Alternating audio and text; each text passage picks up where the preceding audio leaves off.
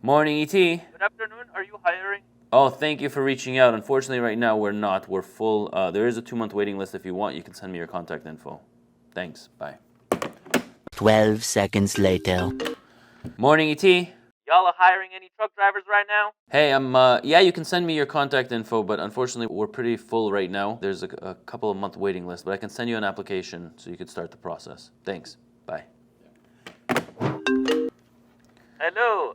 Morning, Ronen speaking. Are you hiring any truck driver now? You know what? Yeah, you can send me your contact info. I'll send you over an application, but unfortunately, right now we have a 2-month waiting list. Okay, bye. What in the world is going on? Our phones are blowing up, and they're not loads. It's actually drivers looking for jobs. The recruiting lines have quadrupled in the amount of calls that we're receiving inbound. But I want to explain to you guys, why is this happening? Why are truck drivers looking for jobs all over the place right now? Well, it's really three things. Number one, layovers. Number two, delay between loads. And number three, it is waiting times. Let me explain to you what's happening in the market. So, especially here in Canada, the Canadian drivers are all getting stuck in the US. So, we'll talk about the West Coast, California, Washington, Oregon. Right now, if you're taking a load from the Greater Toronto area into the West Coast, you're most likely getting stuck for about 2 to 3 days, especially in the dry van division. So, inbound from California, Washington, Oregon, when I talk to the drivers, one of the questions that I love to ask is, why are you looking for a new job? And he says, oh, well, the layovers are getting out of hand. You can experience delays between 2 to 3 days layovers before they're coming back to the GTA. Now, Georgia and Florida is not that much better. Drivers are experiencing between 1 to 2 days layovers before getting a backhaul out of those locations.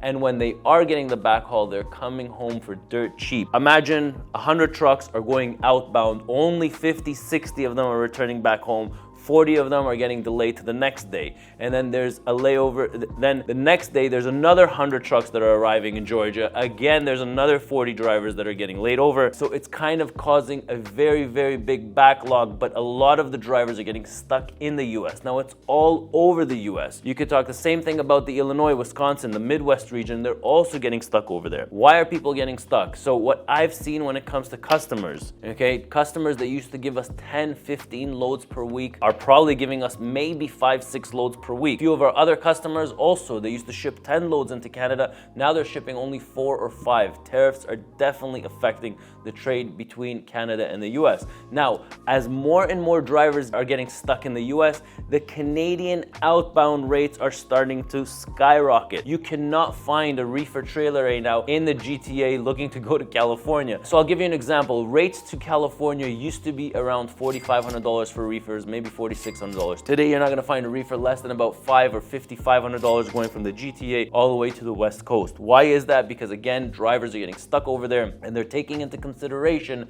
that they're going to need to chop their rate at least $700, $800 on the backhaul coming back into the GTA. I mean, I understand the frustration for drivers. I understand the wanting to shift, but you guys need to understand that it's all trucking companies are like that, inclusive of ET Transport. You're gonna come to the US, yes, our drivers are moving, yes, we do have our customers, but also, okay, it is very, very tough in the US coming back to Canada. Things that we need to keep on the forefront. A driver can usually do 3 to 3,200 miles a week in our fleet. If that driver does not come back home on one of the trips or he gets the load, the entire week is thrown off for him, meaning that he can go from 3,000 miles very easily to 2 or 2,200 miles within 1 week, where he does only one trip or a trip and a half. Now, 2 consecutive weeks like that, that's when you get the phone lines blowing up because the drivers are looking for a different place. Now, also we have to talk about the rates for truck drivers are starting to come down. So yes, I'm seeing cuts all over the place from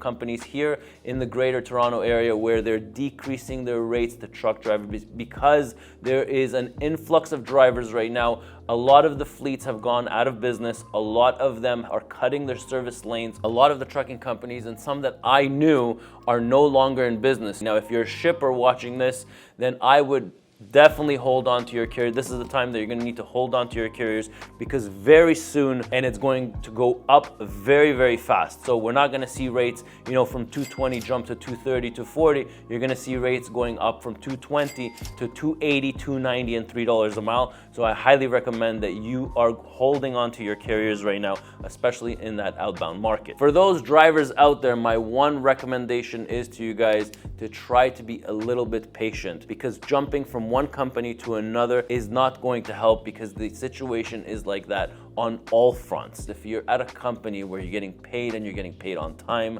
consider that as a really, really big plus, because there's a lot of truck drivers that I talk to, their payments are getting bounced on, or they're not getting paid on time, which is a really, really bad indication. Layovers, as bad as it may seem, they are still okay. Also, the delay between loads. So the one thing I didn't talk about is delay between loads. So before, a driver would get empty at 8, 9 o'clock in the morning, he would have a load ready for him by 10 a.m. Today, you're getting offloaded at 8 or 9 a.m. You might not have a load until 2 or 3 p.m. So those delays are causing a big frustration with truck drivers, and therefore the recruiting lines are blowing up. Hopefully I was able to answer some of your questions on why this is happening. I'm Ronen, and I'll catch you in my next video.